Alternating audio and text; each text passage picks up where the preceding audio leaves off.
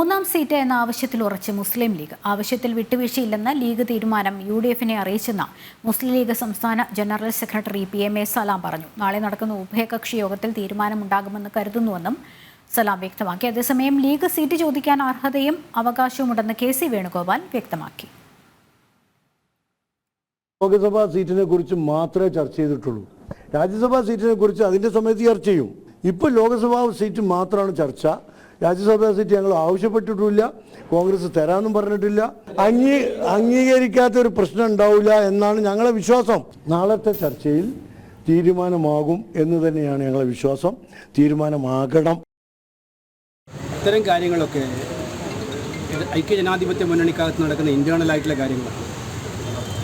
ഒരു സംശയവുമില്ല, ഒരു രാഷ്ട്രീയ പാർട്ടി ഒരു സീറ്റ് കൂടെ ചോദിക്കുന്നതിൽ എന്താ തെറ്റുള്ളത്?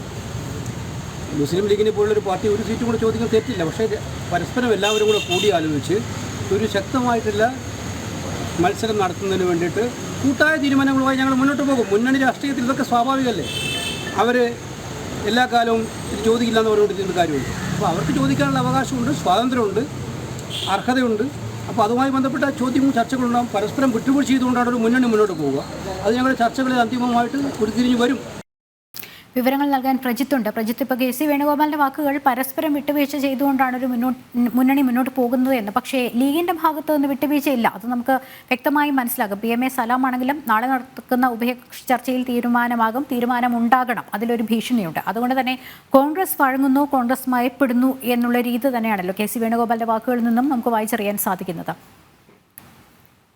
നിലവിലത്തെ സാഹചര്യത്തിൽ കോൺഗ്രസ് മയക്കാതെ കഴിയില്ല എന്നുള്ളത് തന്നെയാണ് യാഥാർത്ഥ്യം. പ്രത്യേകിച്ച് ലീഗിൽ കോൺഗ്രസിനെതിരെ കോൺഗ്രസിന്റെ നിലപാടിനെതിരെ വലിയ പ്രതിഷേധവും പലപ്പോഴും ഈ വിഷയങ്ങൾ മാധ്യമങ്ങളിലും വലിയ ചർച്ചയാവുന്നതിലും വലിയ ഒരു എതിർപ്പ് ലീഗിനുണ്ട്. കാരണം ഈ സീറ്റുമായി ബന്ധപ്പെട്ടുള്ള ആവശ്യം നേരത്തെ തന്നെ ലീഗ് ഉന്നയിക്കുന്നതാണ്. ഈ ലീഗിന് ഈ സീറ്റിന് അർഹതയുണ്ടെന്ന് പല കോൺഗ്രസ് നേതാക്കളും ആവർത്തിച്ച് പറയുന്നുണ്ട്. പക്ഷേ തീരുമാനം വരുമ്പോൾ അല്ലെങ്കിൽ ഒരു ഔദ്യോഗിക നിലപാടെന്ന നിലയിൽ സീറ്റ് നൽകാനാകില്ല എന്നുള്ള കാര്യമാണ് കോൺഗ്രസ് നേതാക്കൾ അറിയിക്കുന്നത്.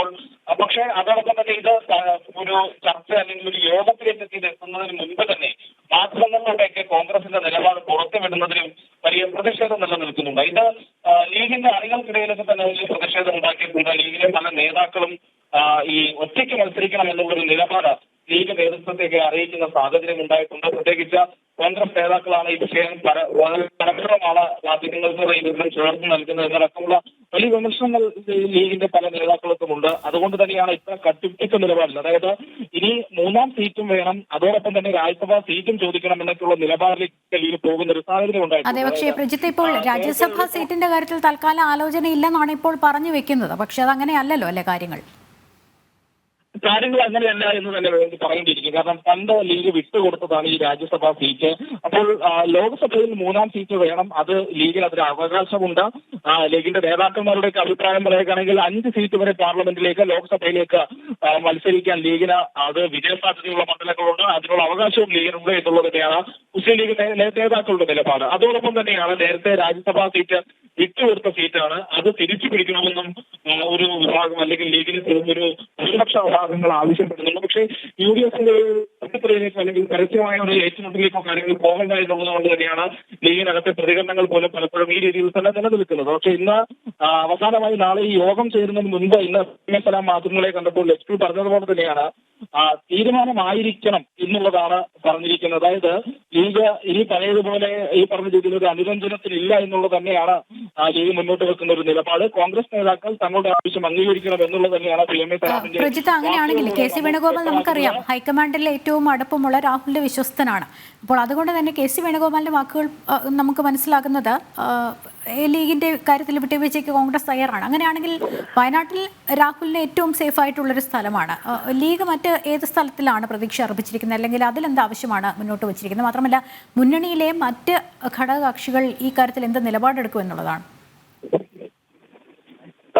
ഏറ്റവും പ്രധാനപ്പെട്ട വിഷയം എന്ന് പറഞ്ഞാൽ ഈ ഏത് സീറ്റ് ലീഗ് ചോദിക്കും എന്നുള്ള ഒരു ചോദ്യം ആദ്യഘട്ടത്തിൽ തന്നെയുണ്ട്. മലബാറിലെ ഏത് സീറ്റും തങ്ങൾക്ക് കഴിയുന്ന സീറ്റ് തന്നെയാണ് എന്നുള്ളതാണ് ലീഗ് നേതൃത്വത്തിന്റെ പ്രധാനപ്പെട്ട നിലപാട്.